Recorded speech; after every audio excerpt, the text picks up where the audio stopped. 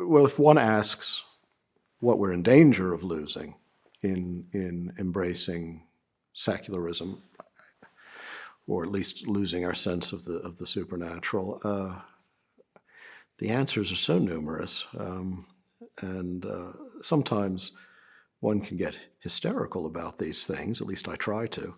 But for one thing, obviously, in my guise as someone who writes philosophy, not history, I just regard it as a logically incoherent picture of reality, and that's, leave my argument at that. When you look at the social consequences, though, to believe that there is a dimension of the human that's the inviolable domain of the divine, that's not reducible to any sort of narrative that's purely materialist, purely mechanistic, purely technological or economical or nationalist, but that actually there's a dimension of the transcendent, is the surest safeguard and the surest hope for a culture that actually regards persons in their mystery as persons, as the end as the objects of moral concern. And living in the academic world to some degree, where all the worst ideas seem the most plausible, and the most implausible ideas slowly work their way into the society at large, it is amazing the sort of things one encounters now in bioethics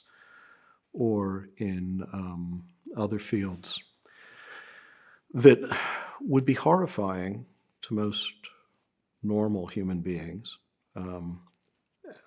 but that over the course of time might very well become plausible. We have books being written by ethicists arguing for, based on really bad science, but arguing for a kind of genetic profile of individuals that could determine in advance whether or not they're likely to be criminal. Serious proposals for preemptive detention, sterilization, get floated in the academic world. People who are considered serious bioethicists talk and are applauded for talking about judicious infanticide, genetic profiling, marking genetic inferiors with indelible stamps on the brow. I'm not making any of this up. Even among transhumanists, breeding a somewhat subhuman but more than merely primate slave race. Now, obviously, these are the deranged fantasies at the moment that most of us can laugh at or just find repellent, and yet that they enjoy a serious hearing in the academic world and in bioethical councils and by persons who sit on councils that affect government policy is worrying.